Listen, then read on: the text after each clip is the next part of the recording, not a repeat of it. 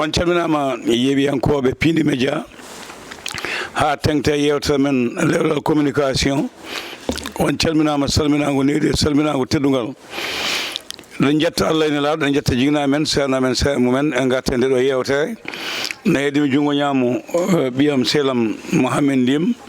ne heedi banggue nano Toga Abou Gaye en jettiɓe en jarnimamaɓe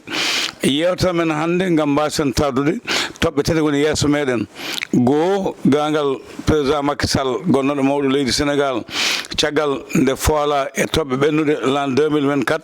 guila nden ko caggal leydi woni ene jogo artuɗo ñande 17 so Allah lamɗo jaaɓi maw yinde gardiɗo leydi ndi Bassirou Diomaye Diakhar Faye toon to galle laamogo leydi ndi gueɗal keddigal ngal ko gartugol Ousmane Diagne suɓede waɗe gardiɗo ko wiyete ko conseil constitutionnel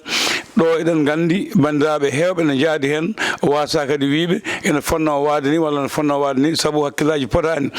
tataɓal ngal ko jaltugol Ousmane Sonko eɗen gandi jaltugol makko ngol haala kaka mawni ko yaaji ko wona ɗum ko ma en gartu ñande 6 août so tawi jumani Bassirou Diomaye Diakhar Faye e wondi mum ina mbaɗa hono jonde mawde toon to arena tour gam cosgol lande muɗum so tawi ɗum ina laaɓi ina jaali holno jogo wade ha joni ceernal ngal beele ɓeydi ko yaaji walla ala Toga assalamu aleykum mbaɗa kon ɗaniɗo ni maaleykum salam Togara ka ɗaniɗo kangon ɗo ala mi gongani mi tampo tawi tampo nadde gonɗi hoɗo gonnoɗa to gonnoɗa ko namdi ɗum ɗum tampuɗa gom tampuɗo yala neɗɗo kay lelta ko tampuɗa anta ko tampa tampude kay komi yeeyi to walla mi ñalle worange walla mi aynoyi walla mi awoyi komi tampuɗo eyyi a wima mi ara mami jooɗo mami haala mi wima komi tampuɗo a jaɓani komi tampuɗo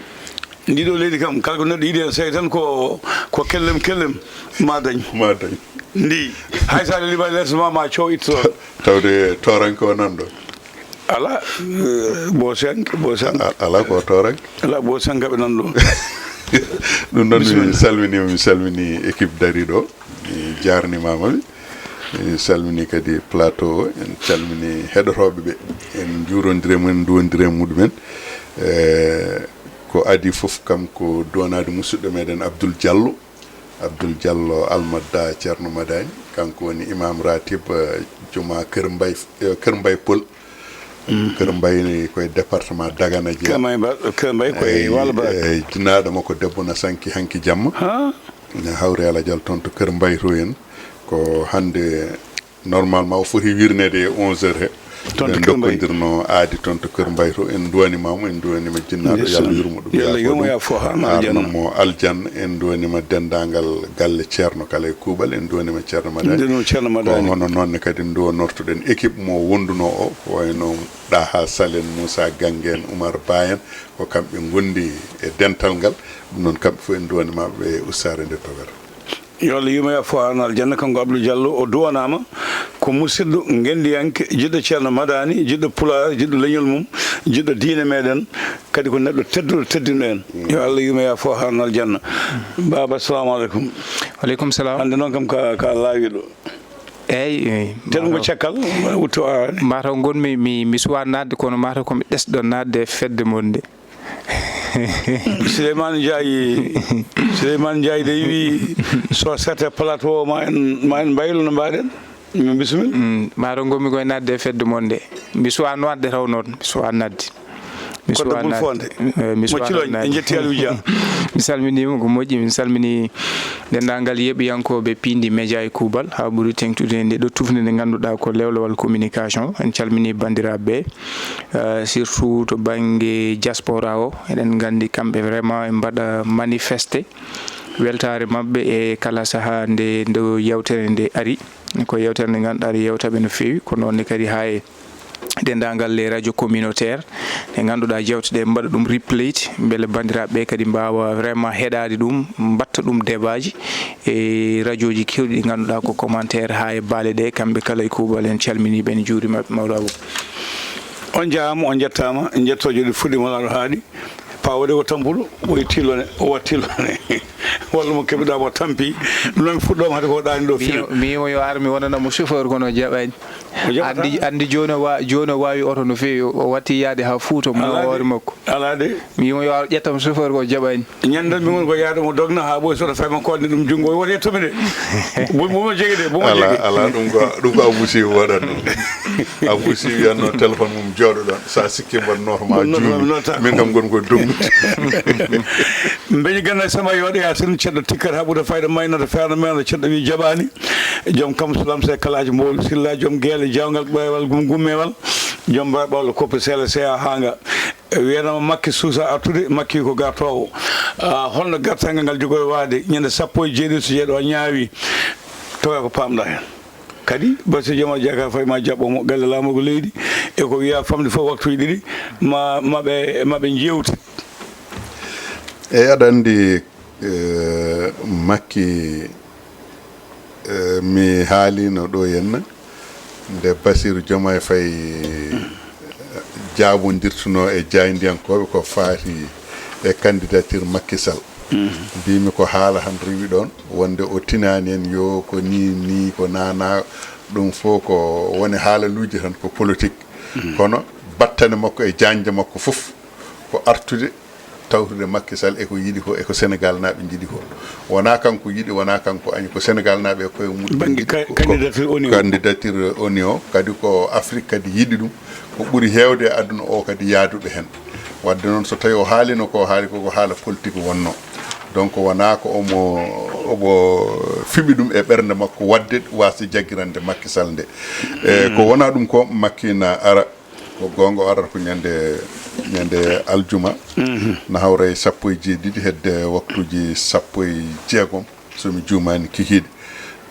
maw yindire mawɗo leydi ndi woni kanko Bassirou Diomaye Faye lomtiɗomo e jappere nde ha hedde 18 heures nde ɓe puɗɗe sertude heddi ko garangal makko o arata koye jet privé ko laana keeri ko gandanɗa hooremaɗa o ummorto ko Angleterre so tawi o ari o yindire Bassirou Diomaye Faye hedde 18 heures e ko nden o ummitto ɗo kono noon so tawi ummitima ɗo o faari ko toon to dowlaji dentuɗe Amérique to États-Unis d'Amérique ko toon o faari saabu o woni koye campagne wona omo ari wadde meeting wona omo ari wadde mobilisation wona omo ari wadde wone gueɗe addimo tan ko yindirde e hono no yarata e leyɗele ɗeni no yirata président ji premier ministre uji no yewtita e mum no haaldata e muɗumen ko fati e candidature mo goto foof ballal muɗum arata hen ko hono noon ne woni no ardata e Bassirou Diomaye Faye heddi noon ko Bassirou Diomaye Faye ko ene wawi wonde e gueɗe tati ene coomi e nder hen gueɗal gadanal ngal ko wonde mo Sénégal naji Bassirou wonde ɗum Sénégal naji ko ɗum fof adi gueɗal ɗiɗaɓal ngal ko wonnode mo président de la république o ummi Bassirou jooɗi ɗum nani e nder hen gueɗal tataɓal ngal ko Bassirou ko lomtimo ko e mbaɗa sikki nimsa muɗum ala hen e nimsa muɗum ala e lomtugal ngal wadde noon en tawat tan ko gueɗe tati foof nana coomi e nder garangal makko ɗo en hakkude makko e Bassirou Diomaye Faye ko foti ɗon wonde ko heddi noon ko dumunaji jawtuɗi haala ene haalata no won haalannoɓe ko haalatno ko haala politique Macky Sall metama artu Macky suusa arde ɗo so ari koko nanguete so ari koko hirsete so ari ko ni so ari ko na en nani en ji ko wayno Boubacar Seye en ko kalata hen en nani en ji ko wayno Seydi Gassama en ko kalata hen famde kono noon ɓeɗon fof so tawi en ƴeewi haalaluji muɗumen eɗen mbawi nanguede Aliou Tine haalani Aliou Tine kam haali ko wadde soutenir ko fati e candidature Macky Sall ko ɗum ne kadi woni ko wasino ono o mo ganduɗa hono ko Bassirou Diomaye Faye heddi noon ko ɓurno salade candidature makko ɓurno wawde haalde hen ɓurno wawde bonnidde ɗum hanko ɗiɗo woni kanko Boubacar Seye o on mo ganduɗa hono ko kañum joguino horizon sans frontiére wande yante Seydi Gassama mo ganduɗa hoore maɗa ko kañum jogui mi andani Amnesty International eyyi heddi noon ko so tawi a joguima Amnesty International a joguima ɗum gayno so tawi woni won gueɗe ene kaale an won darde nde poɗɗa darade holko o foti darade koye wiide wonde won waranoɓe holde ɓe mbara e hol saaha moɓe mbarano e holko jeyno sababu ɓe mbara kono noon so tawi o wi han ɓeɗo mbarama ko Macky Sall woni sababu wargo muɗumen kono noon o yejjiti sababu goɗɗo gonɗo ɗo no wadde noon kanko o fotani hedde banggue goto o foti ko wonde joom funeɓe o foti ko ajjade o fotani hedde banggue goto wiide omo waɗa soutenir o omo famɗina oɗo walla omo seyfira ɗum walla omo bonnita gueɗe muɗum ɗum ko kanko Boubacar Seye o ko jinmi wiide ɗon tan ko so tawi woni ene wiya wonde ɓeeɗo kañumen ko no oɗo ministre des sports jaaɗo no wiruno ni ko martyr en eyyi ko Ousmane Sonko ko ɓe mbino ko kamɓe Pastef naɓe ko ɓe mbino ko ɓe martyr en mataw joom kaake en wujjanaɓe magasin ngaji muɗumen dajjitanaɓe ko porforuji muɗumen nawanaɓe bonnana autoji muɗumen gujjana rewɓe muɗumen ɓeɗon kam mataw gona martyr en donc ko ɗum woni ko jinmi wiide ɗon ɗo kanko Boubacar ɗo kanko Seydi Gassama ɗo en heddi noon ko hannde o ala ko heddi sowna Macky Sall nara holko foti wonde ɗon darde APR naɓe heddi sinno tawno ko garannoɗo wadde mobilisation kamɓe APR naɓe ɓe mbawi wadde mobilisé ɓe ndendina yimɓe mabɓe ɓe jaɓɓo neɗɗo mabɓe jaɓɓo mawɗo mabɓe jaɓɓo gardiɗo mabɓe kono noon mbiɗa sikki tan wona e ngal ɗon jaɓɓal saabu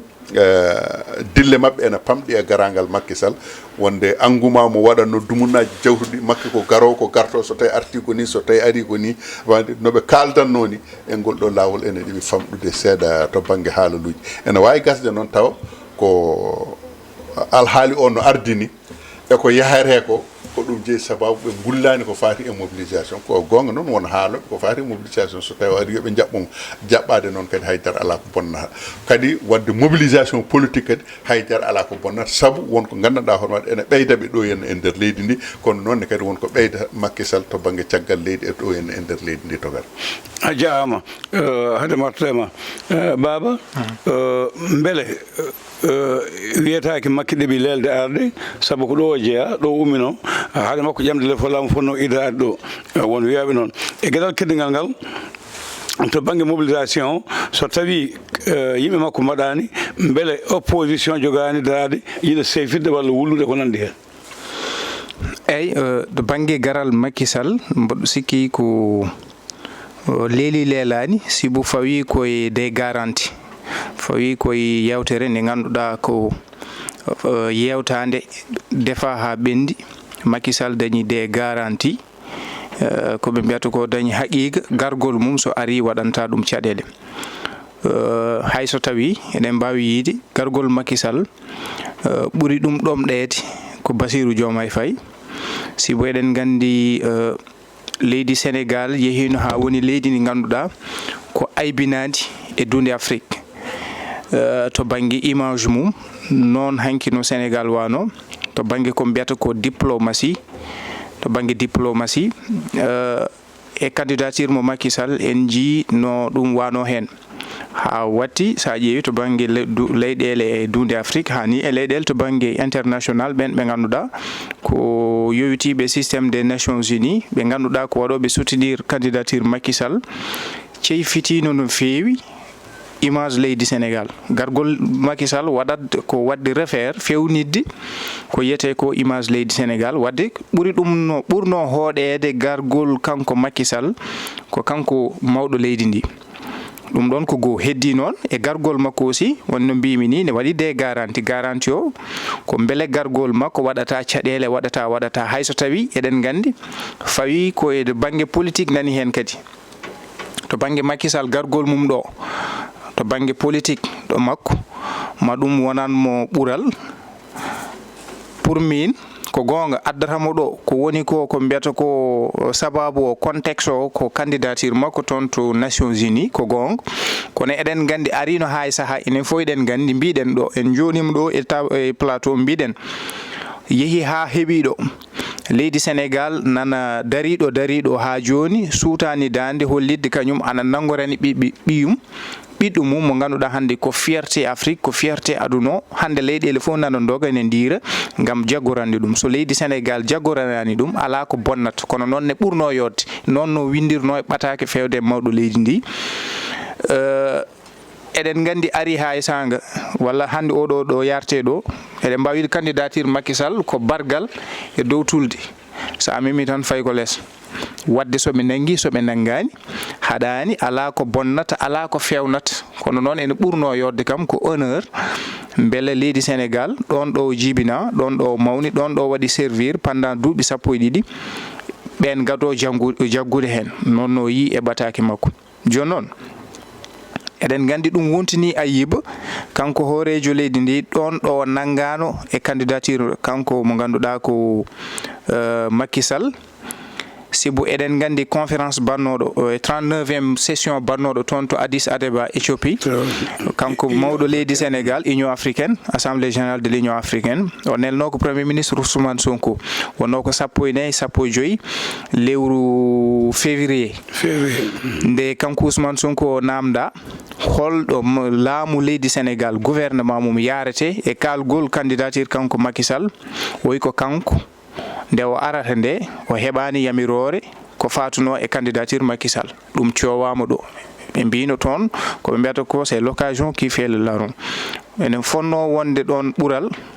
wona occasion leydi Sénégal wawa fewnidde to banggue wonande ayiba mo joguino e leyɗele ɗe ɗon ɗo nangorani ko fatuno e candidature mo Macky Sall fof yaari noon kono hande o saaha jiɗen yi tan gargol ɗo Macky Sall ko laamu ngu ɓuri ɗum hooɗede ko ɓuural laamu ngu sibu ma fewnide image mum ɗon ɗe jiiɗen hande Macky Sall nana waɗa sillonné e aduna o en jii vraiment hande nangue jaggue mawɗe ɓurɓe ɓe mawnude mboɗo sikki so ummima Sénégal no mawɗo Abou haali planning makko to banggue programme so ummima Sénégal o fay ko direct États-Unis te eɗen gandi toon enjeu to banggue veto ko ɗon yimɓe miijotono seeɗa Donald Trump kono Donald Trump walla mbiyen mboɗo sikki JD Vance e on mo ganduɗa ko Marco Rubio ɓe kaalino charte uji ɗiɓe lelnata on mo ganduɗa so tawi ari beele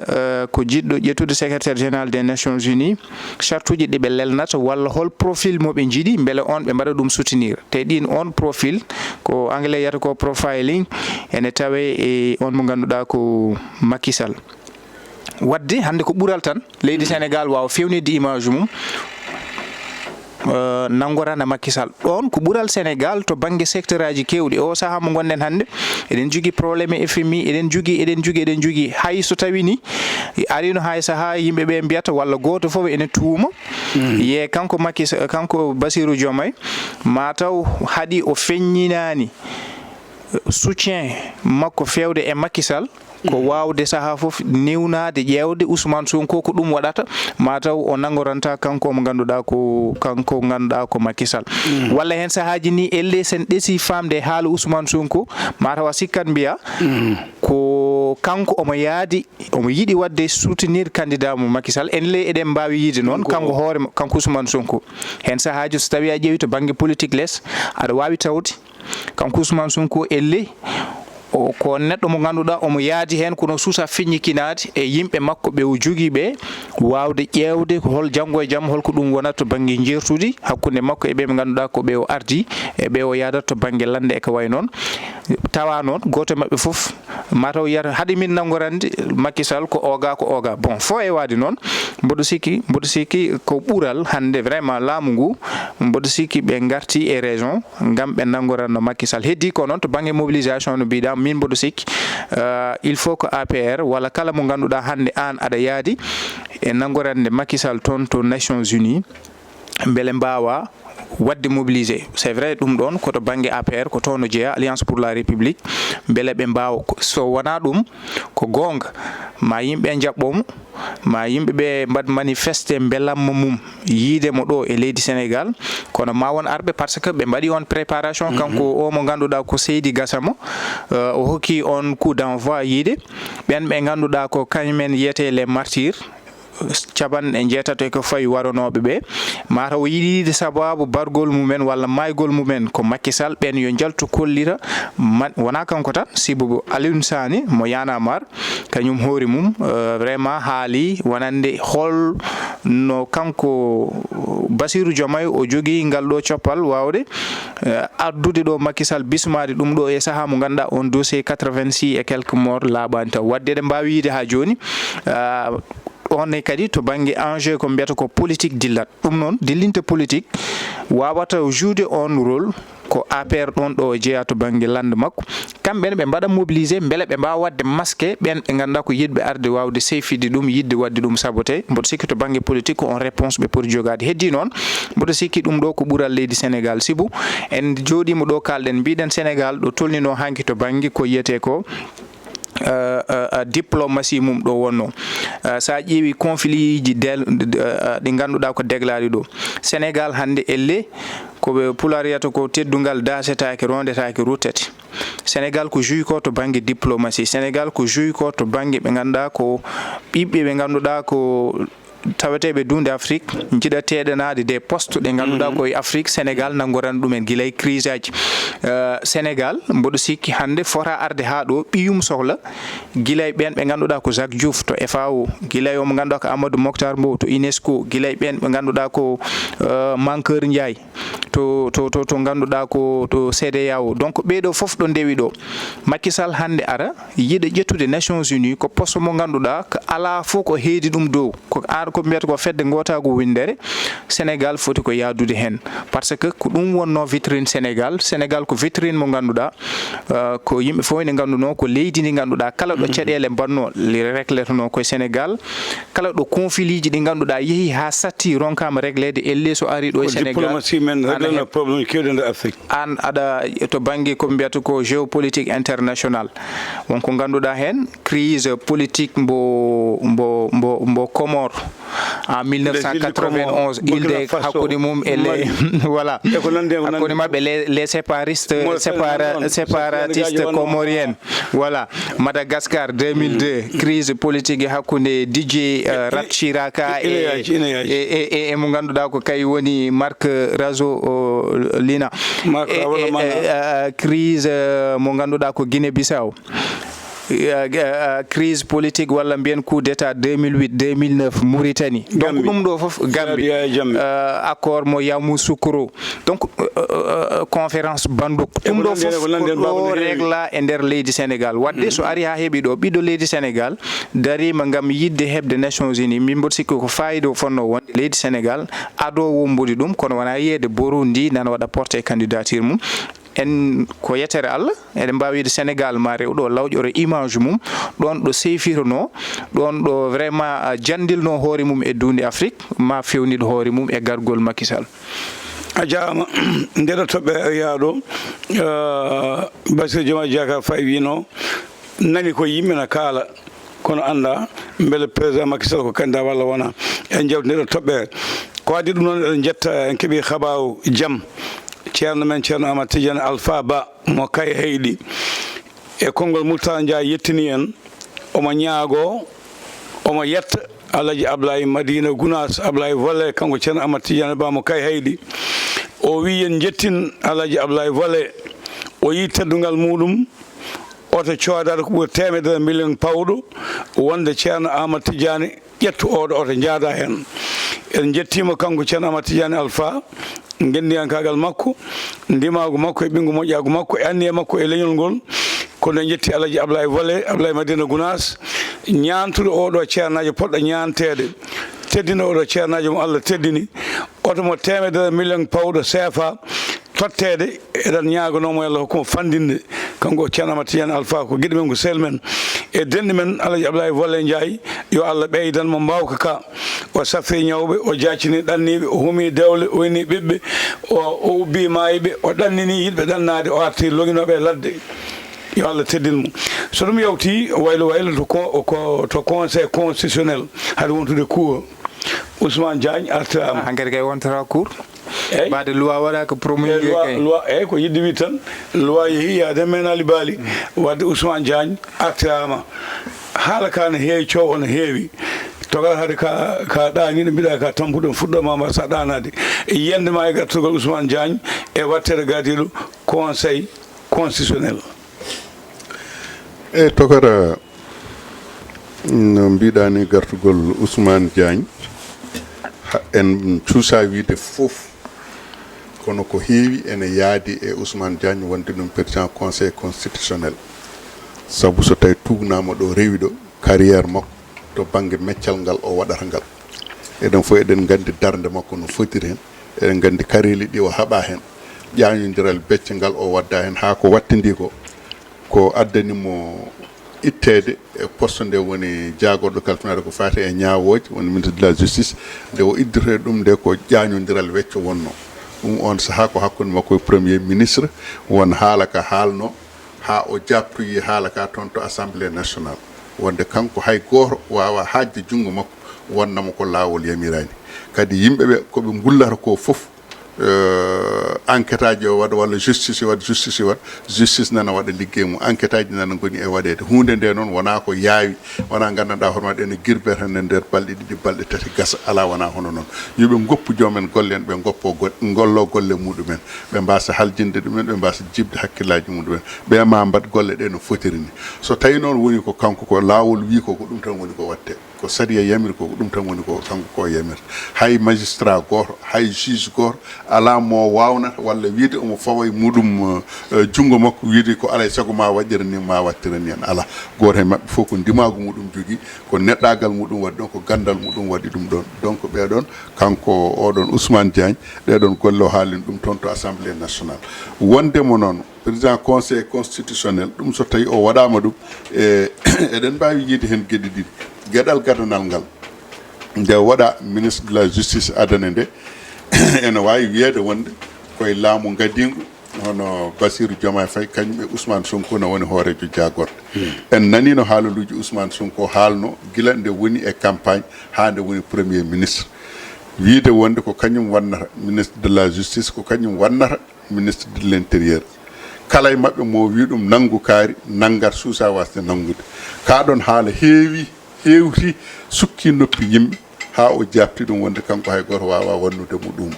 donc ɗum haala ka ko gila nden fuɗɗi ene jokka kala nde Ousmane yalti haali wooda ko haali wooda no yiɗiri yo waɗiri kanko so tawi ari ha yettimama o wasa waɗirde no o waɗa ko sariya yamirimo ko wadde noon hande so tawi ɗum ɗo ari ene wawi andede woni no mbinomi ni gueɗe ɗiɗi e gueɗal gadnal ngal ko wondemo gonguiyante wondemo cuus wondemo ne kadi jaab gollade rokkude fodde wonande meccal ngal o woni dow mum ngal rokkude ɗum teddugal muɗum e hurum muɗum e martaba muɗum e daraja muɗum saabu juge procureur goto e mabɓe foof ene jogui hurum e teddugal ngal gandanɗa hoore maɗa e meccal ngal waɗata ngal wonko aɗa waɗa hen tan ene bonna indema ene bonna neɗɗagal ma ene bonna ndimagu ma kanko noon eɗen mbawi wiide wonde en cuusa wiide temedere e nder temedere kono kam e nder temedere ngakkude kam wonde kanko ko fonno wadde hen ko e saaha nde woni e jaagoɗo kalfinal ko fati e ñawoji o waɗi ko fonno wadde ko hande ne ɗo woni ɗo eɗen joganimo jorto moƴƴo ene gasa mo wat ko foti wadde hen ko ha timma taw alda e paali togora jarama Ousmane Diagne ko jatto galleji mawɗi galleji lebbuji mawɗi ɓe ganduɗa jawɗon jignayi mumen cali tan ko yawede gañi ko famɗinede noppi mumen gattatake mawnetake ɗum noon ko gueɗe golɗe jettimo no fewi en jarmamo no fewi no fewi no fewi baba gattal ngal Ousmane Diagne wonno ko ministre itta artirama président conseil constitutionnel hol yandema hen to banggue dawgol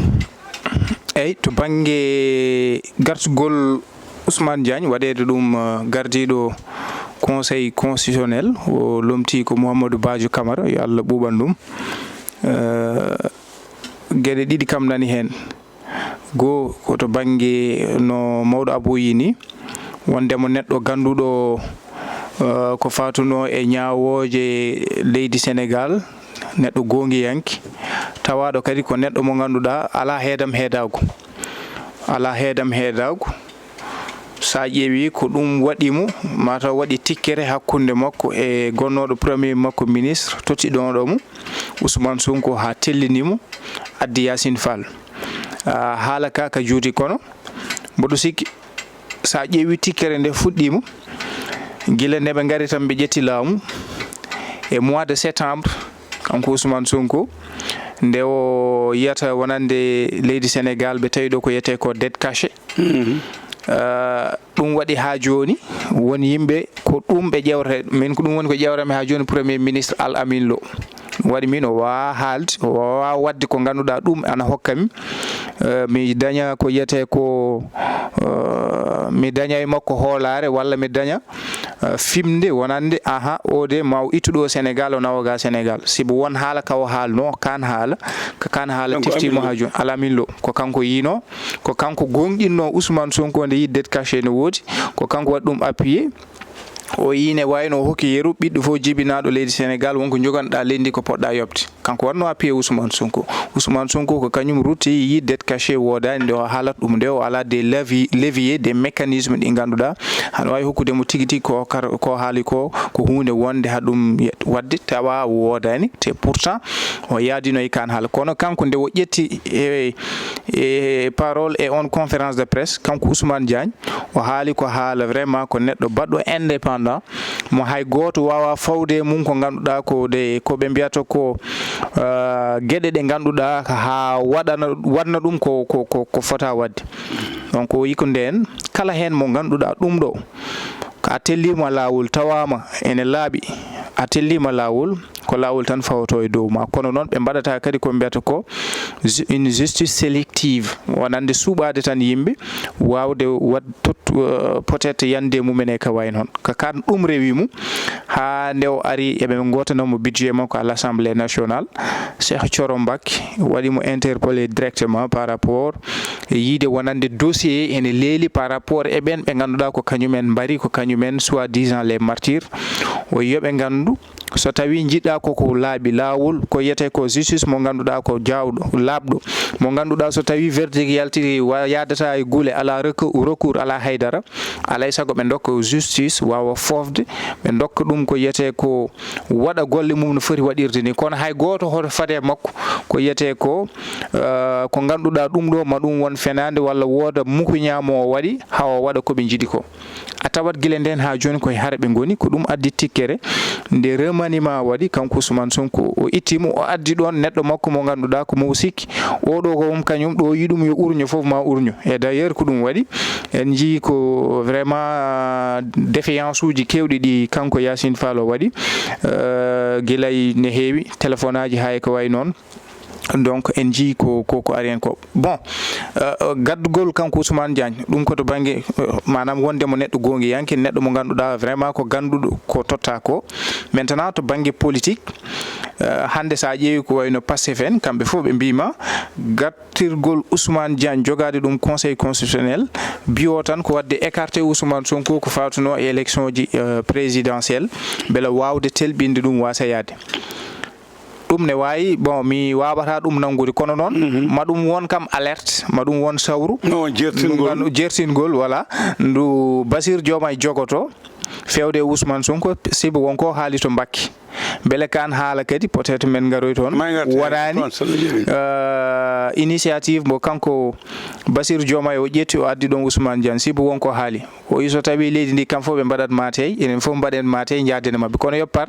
baade ko ni semaine fof mabbe mbad motion de censure wala mabbe mbad voter loi eden gandi o haalin dum do e Dakar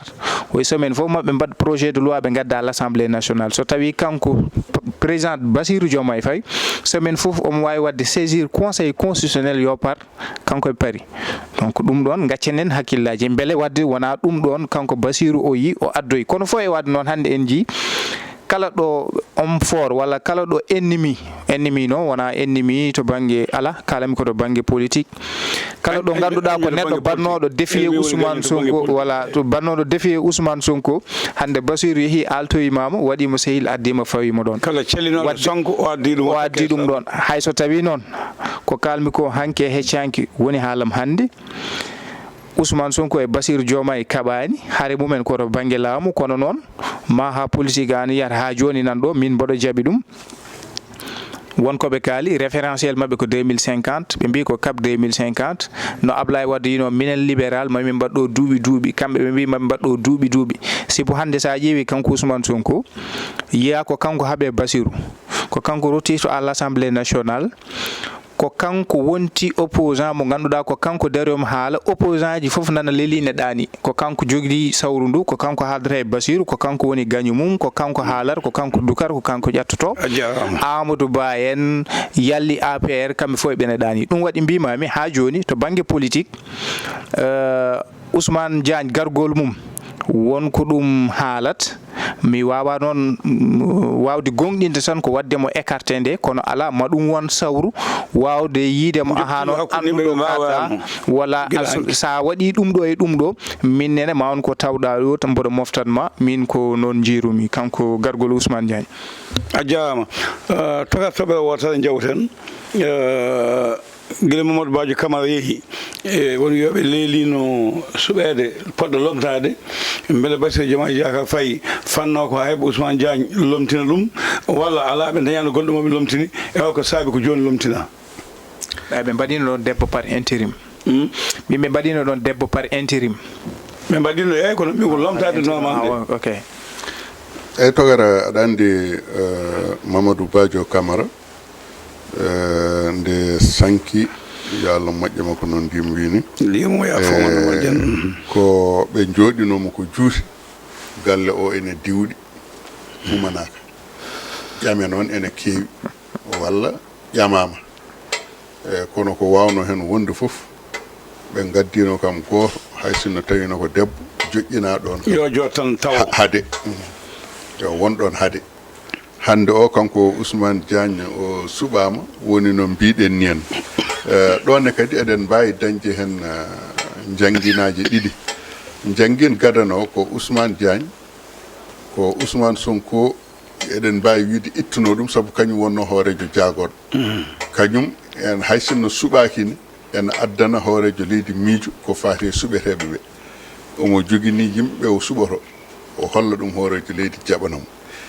ene waɗi noon poste uji ɗi gandanɗa hoorema ɗin heerodi ɗumen tan ko hoorejo leydi justice ko hen jeeya intérieur ko hen jeeya finance ko hen jeeya défense ko hen jeeya ɗiɗo ko président tan kañum jeeyi ɗum kañum toɗɗoto ɗon kono noon so tawi en ƴeewi eɗen mbawi wiide hay ko président jeyno ko koko ittuno totti premier no jeyni premier ministre donc saabu ko addani premier ministre wiide wonde komi welete kaari waɗa somi welaka waɗata on nde ittande o addi ko neɗɗo makko woni Yacine Fall yo lomto ɗum ɗon hay sinno tawi fotani e jooɗorde nde yimɓe fof ene gandi par ce que fotani yo fotani wondi ko 6 so tawi joƴƴinama a ari aɗa jooɗo e 6 o ko pour place neɗɗo goto wonti e maɗa no caka yalni wadde wonano résultat moƴƴo jiiɗa wiide wona résultat ni ko ɗon wona place makko tan eyi kono wonde ministre neɗɗo so woni ministre jaaɓi namnade jaaɓiɓe tawiɓe e haalde mum ne wawi aɗa andi ministre so tawino ko wonde ministre jaɓa namdade Ousmane juumata kono noon Ousmane juumniɓe nanniɓe e guute nanniɓe e kala caɗele e kala musiba Ousmane nanni hen wonnoɓe e laamu nde woni premier ministre nde ene jeeyaɓe no ndimwine Al Amin Lo en Cheikh Diba en ɓeɗo fof ko Ousmane koko nannuɗo ɗumen hay Bassirou Diomaye Faye hoore muɗum ko nannuɗo ɗum e nder penale makko de e nder jibru makko faggudu wonɓe nanne ɓamtare wonɓe nanne dañal to banggue jibru ndu jinmi wiide to banggue jibru no manipulirtuno ni ha kamɓe fof ɓe naati e nder manipulation makko kanko Ousmane woni guilay président ministre uji muɗum e fof ɗum ɗo noon feeñi ko nde itti hay sinno tawi wona kanko itti so tawi woni oɗo iwi o addi neɗɗo makko waɗi ɗon ene wawi joguede miijo joguede sikke wonde oɗo ko kanko itti ɗum ko kanko addi ɗon neɗɗo mo wela ko itta ko joni noon so tawi woni goɗɗo addama ɗon walla kanko oɗon mo ittunowo addama ngabbinama ene wawi wiyede wonde ko tubako wiyata ko récompense woni ɗon kanko Ousmane Diagne ko Ousmane Sonko wannomo tokora makko ko wannomo ko ittimo sababude wonde gonguente Bassirou Diomaye Faye andi ko joɓaɗo jobdi moƴƴi kanko Ousmane Diagne Bassirou Diomaye Faye andi ni tokora makko Ousmane Sonko wonde konngol cakkitingol ko min jogui konngol cakkitingol ko min jogui ko min Sénégal naaɓe kooli ko min Sénégal naaɓe cuuɓi wadde noon ko min waɗata ko wino ko min waɗata ko o holli oɗo Ousmane Sonko ko kanko waɗata o waɗi ɗon Ousmane Diagne ala ko wawi hen sene wela sene metta tawde kay kañum nane heeɓi caggal no tolnira dubuje e bordode e beyi e gueɗal ɗimmal gongal hen ngal ko kanko Ousmane Diagne o artiredemo e nder oɗon poste ene gasa wonko ooñi ene gasa wonko yiɗa waɗede ko yiɗa waɗede ko Ousmane Sonko ene jogui nden fayre o jertini ɗum toon to Mbacké to wonde conseil constitutionnel mo jaɓanno golle muɗum caggal nde yaltini résultat ji wiide wonde kamɓe eɓɓore nde ɓe gadduno ko faati e waylude wonɗen kuule wonande constitution leydi Sénégal noɓe jiɗirno girborade ɗum han ɓe taccina ɗum toon to suudu sarɗiji to tabita wona ɗum ɗon ɓe mbiyama wawa wadde noon ko Bassirou Diomaye Faye ko addude neɗɗo tiɗɗo waɗa ɗum ɗon taw wona neɗɗo mo gandanɗa hoore maɗa par ce que oya haysino tawi wona kanko Cheikh Ndiaye oɗon haysino tawi wona ko addani conseil constitutionnel wiide wonde kañum ala ko wawi haalde e loi mo ɓe gadduno elle 29 o elle 30 ko faati e gartirgol Ousmane Sonko toon to assemblée nationale ɓe mbi wonde kamɓe ɓe mbawa hen haalde ɓe mbawa hen haalde tawi ko adi ɗum Ousmane Sonko yehino yiyoyi o mo ganduɗa hoore maɗa ko kañum woni Cheikh Ndiaye o tawoyi ɗum toon to ladde to o yindire muɗum toon o ari wiyama wonde kamɓe conseil constitutionnel nde ɓe jooɗoto ko faati e oɗon alhaali kanko Cheikh Ndiaye oɗon mo yano ƴeewoyde on tawaka e nder ɗon jonde signature uji ɗi signature muɗum ala e nder en wadde noon ene wawi joguede sikki so tawi woni conseil constitutionnel ene wiiya ko gongiyanteɓe ene wiiya ko ni ene wiiya ko na kanko Ousmane so tawi o ari o wi won ɓen gonani ɗon tan ko mbaɗe hoto mbaɗe goppe jagge eɗen mbawi gonɗinde e haala makko kaw haali ka min mbaɗa wawi jogade hen sikkitare ko addantami jogade hen sikkitare oɗo Cheikh Ndiaye mo yano ƴeewoyde ha wasi tawtorede e ndeɗon jonde nde jooɗaka nde kanko Ousmane Sow wi ɓeɗon ko wanneteɓe wadde mataw kanko Cheikh Ndiaye oɗon ko bannunoɗo ɗum ko binoɗo ɗum hoto tawi ko binoɗo ɗum loi o yo wallumo wasa validede ko binoɗo sikkeji e hakkillaji ene mbawi ñawde e o toon banggue to a jarama toɓɓe ɗiɗi keddiɗe koɗe goote coftal balle eɗen ponno haalde hen kono no faaɗi équipe Sénégal taccani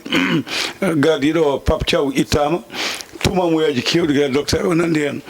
gala keddigal ngal ko directeur uji tati ɓurɗe towde to banggue éducation mbaɗi démissionné ko meeɗani wadde e Sénégal wadde tata mawɓe e mawɓe kam ko andaɓe no wawi mbiɗa woni joyo kono gatten ko Ousmane Sonko yalti e yontere nde ɗo nana ñippa cati Pastef e nder diwanuji ɗi Bassirou Diomaye Diakhar Faye ñande jeetati somi juumani ene jogo wadde to arana to sosde landa muɗum hol yende mon hen baba yandame koto banggue sport o walla koto banggue non sport en mbawi juude sport o temps o heddi ko seeɗa ko wiide tan ponno en haalde ko noon faaɗi garten e jaltugol Ousmane Sonko saabu kalloɓe kojumaji ɗi goɗɗoyi e sosgol Bassirou Diomaye Diakhar Faye ñande jeetati nde landa mum to arana tour eyyi woni kono mbiɗen ni tan hande o saaha andi Bougane waɗino initié en 2023 2024 ɗo Macky Sall rewi fof o wiya kanko opération tibbe tank ɗo Macky Sall rewi fof kanko ne mo rewɗon ɗo Macky Sall kala ɗo rewi fewni kanko mo rewɗon o bonna walla o rendina Macky Sall e ɓen ɓe ɗon kanko Bougane Gueye opération makko tibbe tank ayi joni omono Gambie joni o kanko omono Gambie omono waɗa toon investir aɗa andi o saaha hande mo kalten kala ko ɓen ɓe ganduɗa ko acteur économique en kamɓe fof ɓe jogui Sénégal eɓen hakkude Gambie Guinée Conakry Côte d'Ivoire min noon guila o waɗi joni tan neldal makko ngal mo ɗiɗimo no fewi joni mo ɗiɗimo no fewi mais aɗa andi enen sa ƴeewi hande banggal caggal leyɗele kala mo ganduɗa ko baɗɗo initié projet laamu walla ɗum ɗo noon so tawi a waɗi initié projet laamu haɓotomo joni mbiɗa Kabirou Mbodj kañum jeyno wari holɗo woni kanko waɗi joni ɗum fewi eɗen jogui opération téléphonique biyeteɗo hayyo holɗo yarata a haalino ɗo Méti Sakana mo ummu voilà e goɗɗum voilà ɗum wona voilà ko Sénégal sufri noon bon Bassirou Diomaye Diakhar Faye min mboɗo sikko woni koye logique makko politique sen ƴeewi on fil o woppani ɗum guila nde o waɗi meeting makko Mbour Serigne Gueye Diop kañum waɗno organisé nde o waɗanade o tawak eyyi nden o hultan après o yeehi voilà wadde ayi woni preuve à l'appui omo yinno nadde dinguiral ngal ko joni noon hankkadi o fuɗɗi guewade joni noon kam omono mi anda noon kam Macky Sall kam so ari ko mbawi haaldude foof kam ma yimo yo tinno woppano ɗon yimɓe mum sibo omono ɓofta yimɓe Macky Sall en jii maire uji ɓe ganduɗa ko yaabe to makko bon omono e logique makko politique hande ko kanko camp présidentiel doole ɗe joguiɗe appareil politique to banggue surtout hande sa ƴeewi to banggue gafaki ɗo tibbata ɗo ngam wawde dañde lowte garta e mumen ko hunde nde ganduɗa ganduɗa ana weɓani nokkude jinnomiɗo nokkude wala beele yimɓe lowte garta e mum eɗen gandi ko hunde nde ganduɗa ko ana weɓani ɗum sanne no fewi en jii ko ɗum ko hande yimɓe fawde ganda politique no yarata eɗen gandi mobilisation no yarata leydi ndi hande no wayni so tawi a yi neɗɗo ar auto nani sandwich nani butel ndiyam nani ujunere nani jomum jolat yaada e ma par ce que wawa leydi ndi heyɗuɓe ɗumɗuɓe jahata kono noon sa ƴeewi to banggue politique kankone o waɗi posé des jalons hande en jii vraiment omona ƴitta gaye mawɗi hande garti e ka makko en jii ɗeɗo balɗe ummotoɓe e landa Pastef jaade yimɓe mumen walla jaadana militaji mumen fo e waade noon ko des leader ɓe ganduɗa ko artuɓe joni noon ene yaadi ɗum ɗon laaɓata leader ma ala yimɓe so yeehi ɓeyda tan ko caɗele e kono aɗande laaɓata par ce que wonɓe jiiɗen ko des leader ɓe ganduɗa wonko joguino joni noon laaɓata en koɓe mbiyata ko eɗen gandi Sénégal ko yimɓe ɓe ganduɗa eɓe nefi ko yiyete ko transhumance ummoɗa ɗo ene hande ɗo gonnoɗa daña ɗo fof teddule nane a faati ga hanki ɗon ɗo cefituɗa ɗo beddannoɗa kaaje ɗo kalanoɗa ɗo jennanoɗa duttoɗa e mumen way kono ɓe mbiyata ni tuuta mottani Sénégal ko yimɓe ɓe ganduɗa eɓe nefi ko yiyete ko transhumance maintenant nde wonno konngol ngol ni ko ɗum koɓe mbiyata ko to banggue gaynako kañumen jeeyi ɗum ko mbiyata ko transhumance les transhumants joni noon laaɓata tan koye élection ji local ƴeewe ɓen ɓe ganduɗa ko umminoɓe e to gonno to parti e camp Diomaye beele yimɓe mumen geddi ɗumen walla ala mboɗo sikki laaɓata koto élection ji local 2027 kono noon Basirou hande jaale ɓurɗe mawnude hande to banggue sa ƴeewi Pastef nde wonno ko landa mo ganduɗa o wona koɗo o jeeya ko membre fondateur authentique mo ganduɗa ko kañum ene jeeyano ɓe ganduɗa ko kañumen daari inni neehi jangguini ha heeɓi ɗo ɗum waɗi kala mo fooɗi toon e lene yaawi ko arata o itti toon ko heewi joni noon laaɓata beele ɓen gari ha gaddori foof koye élection ji he ko nden sondage uji gandeten beele ɗum ɗo ko perspective to banggue élection ji présidentielle pour dañcudemo deuxiéme mandat a jarama toɓɓere ganduɗa won sukaɓe gendiyankoɓe département Podor wiɓe yo Cheikh Oumar Anne yaltu e landa Amadou Ba saabu o yitaki hen hoore makko o teddinaka hen ɗum ko haala gotka toga Ousmane Sonko ndeɗo yontere kañum ne yalti nana ñippa ana haali Basirou yetta mawɓe joomen gueɗe Ousmane wi jogui ko sukaɓe joguiɓe carte nana ñippa nokkuji muɗum bureauji mum e nder nokkuji hol jiiɗa jaltugol makko ngol hedde kojemaji seeɗa ɗon cektortoɗen e togata aɗa andi sa ƴeewi Basirou Diomaye Faye no ndim wini woni koye gonga muɗum saabu koye Pastef kamɓe puɗɗuno ko pular wiyata laamu luɓre haake ko ɓe luɓri Ousmane wiɓe yoɓe paa ƴaga eyyi e hande o kanko Basirou omo wiya wonde koye Pastef o heddi kono no Pastef naɓe ngala e makko Pastef naɓe kañumen Pastef naɓe Allah kamɓe fof Pastef naɓe koye wone Pastef naɓe fof ni heddiɓe Pastef ɓen ko yaltinɓe mo eyyi kono kam ɓe ala fof ɗoɓe ciifi wonde ɓe o yaltinama non ɗum ko haala ko heddi ko jaltinaɗo en anda yaltinama mo yaltinaka en anda yaltinaka eyyi kono waɗani taw officiel kam ɓe jaltinima est ce que ala ɗon kadi est ce que ala enjeu kulhuli gonɗi ɗon Ousmane so tawi wiyama wonde hande o yaltinama Pastef tan ma wi wona goto Basirou Diomaye non Ousmane so wiyama yaltinama hande Pastef tan ene fof ma en ndendu mbiyen wona gonga hande o Basirou Diomaye Faye so wiyama yaltinama Pastef yimɓe cikkitto ko adde sikkitare nde ko ɗum woni jaltugol o tiɗani toon eyyi ko ɗum woni jaltugol ngol ɗo noon mbimi wadde ha joni ɓe ɓamani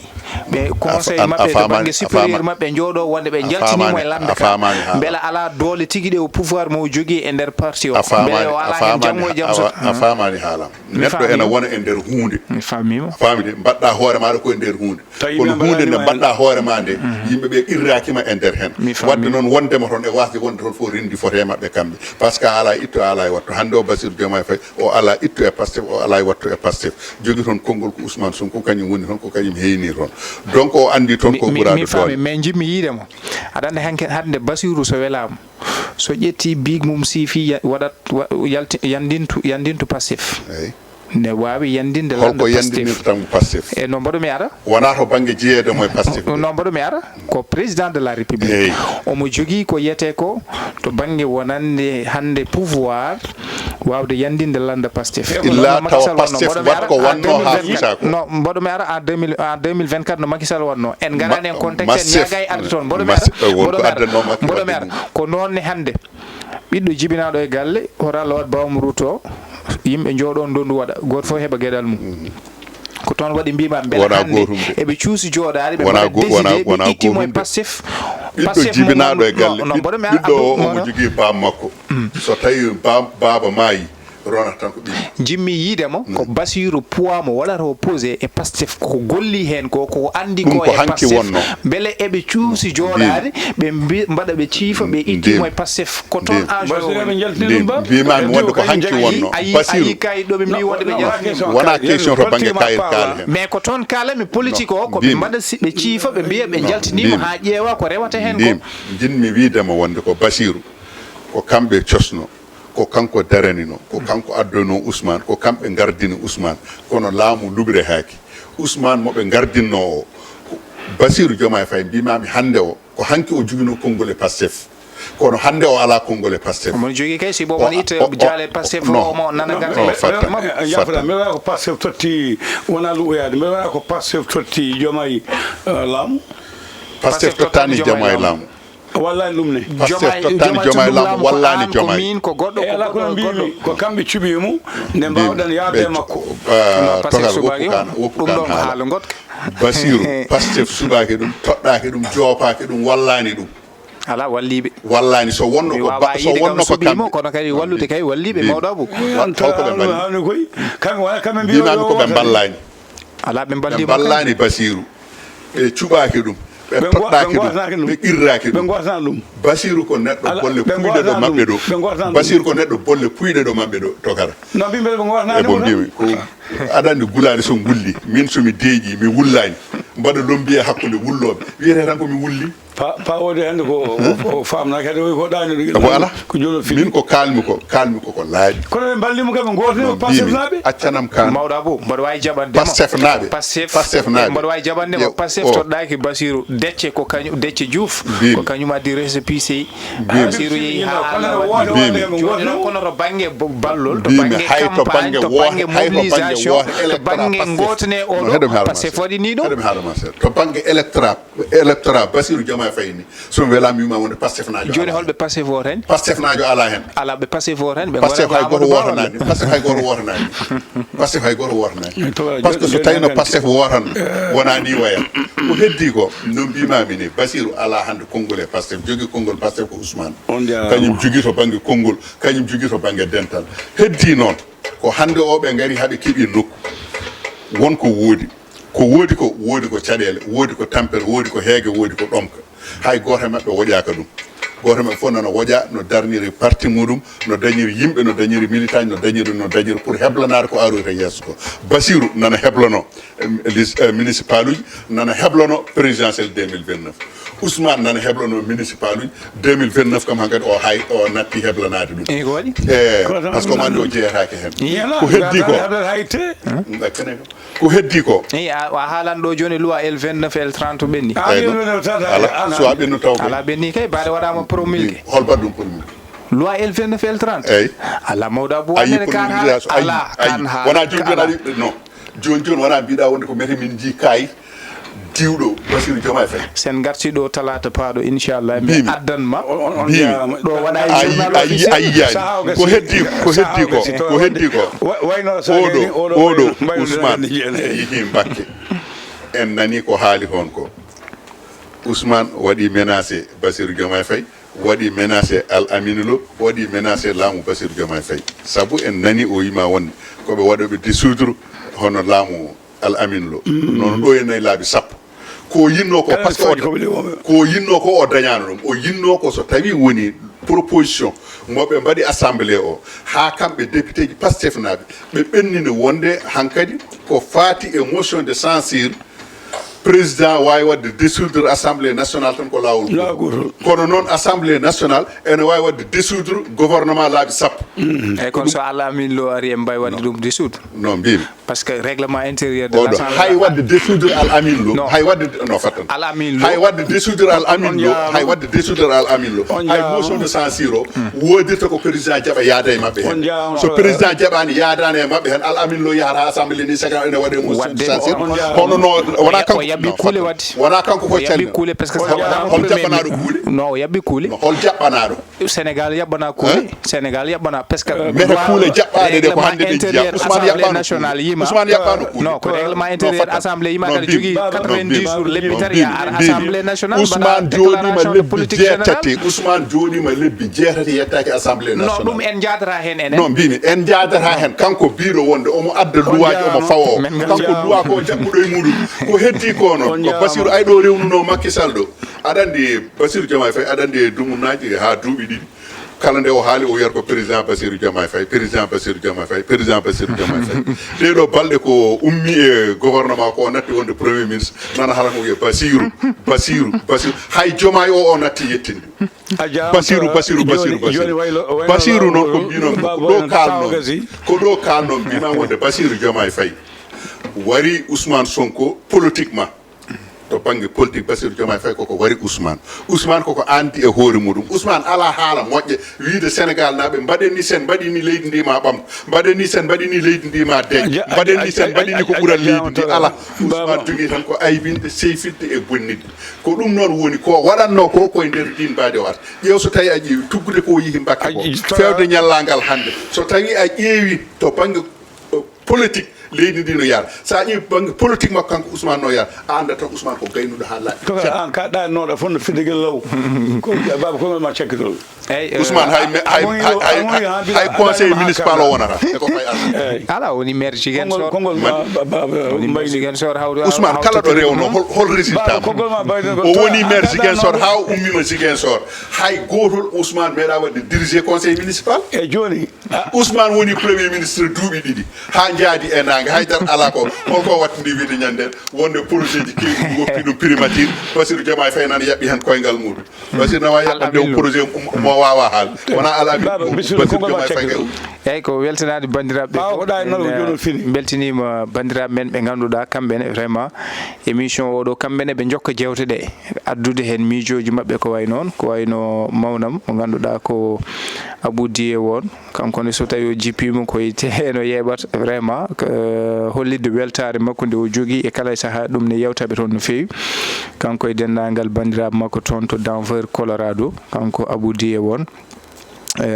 ko wayno mo ganduɗa ko Issa Seck to Denver Colorado kanko ne calminima en juurima men calmini madame makko e miñiraɓe makko e mawniraɓe makko ko noon mo ganduɗa ko Alkasum Sall toon to Wali Diangtan jeeyaɗo to Denver Colorado ko noonne Hamma Sarr to Belgique kankone ko neɗɗo mo ganduɗa vraiment émission ne ittaɓe yewende no fewi en calminiɓe en juurimaɓe mawɗo Abdoulaye Dembélé jeeyaɗo ɓundu gonɗo toon to France kankone vraiment ko neɗɗo mo ganduɗa ko battude men hakkille no fewi en beltinimaɓe mawɗo Abou a jarama enen keeɓi kaɓa Coumba Yero Nalla sehil men jeeyaɗo Gora Lakke gonɗo Belgique jignaɗo makko debbo no rutti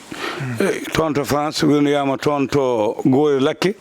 kanko Coumba Yero Nalla enen neldamo duwaw jignaɗo jaaɗo yo Allah yima ɗum yaafo ɗum haala ɗum aljanna Gora Lakke naɓe fof neldama duwaw toga konngol ma cekkitol aɗa ganda fini a leeli finde noon cakkitingol tan ko duwondirde bandiraɓe waynodirde muɗum ha tengte Harouna Dia mo ganduɗa ko min président fedde Pulare speaking toon to États-Unis d'Amérique ko hono noon hono Mamadou Abou Diop mo ganduɗa kañumne jeeya ko to cuuɗi meɗen ɓogge Oumar Ly kañum trésorier fedde nde ko hono noon Hammatel Ba mo ganduɗa jeeya ko Walalde kañum e joom suudu muɗum Fama Dieng hono Dieng Amadou Mamadou Papis Dieng hono Abou Seybani Aw ko hono noon Ablaye Ba kamɓe fof eɗen denda e mabɓe beelemma oɗo eɗen duwodira e mabɓe ko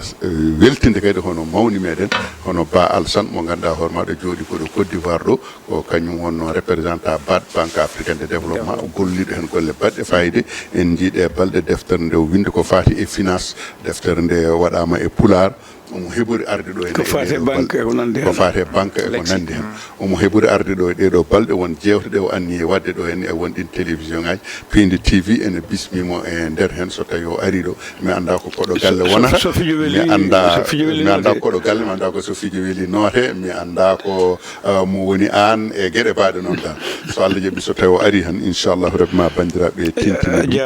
weltinde ɗumen e duwodirde e muɗumen kamɓe fof e kuuɓal mi yejjita noon banam debbo mi yejjita banam debbo Binta Diallo mo ganduɗa hoore maɗa baɗɗoyam ko gueɗe baɗɗe kañum waɗi tan mbaɗɗa ƴakkute o attention min mboɗi on jaama noon yettoge salaɓi aɗa andi kurus o kam wona kurus ma aɗa jogui kurusal gotal ngal kurusal kam tinnoto saabu Allah so tawi eɗen jaahay remde kurusal mo so yalti moftu kurus ma 250 mbimi moftu kurus ma sa yiɗi jogoɗa kurus mo 5000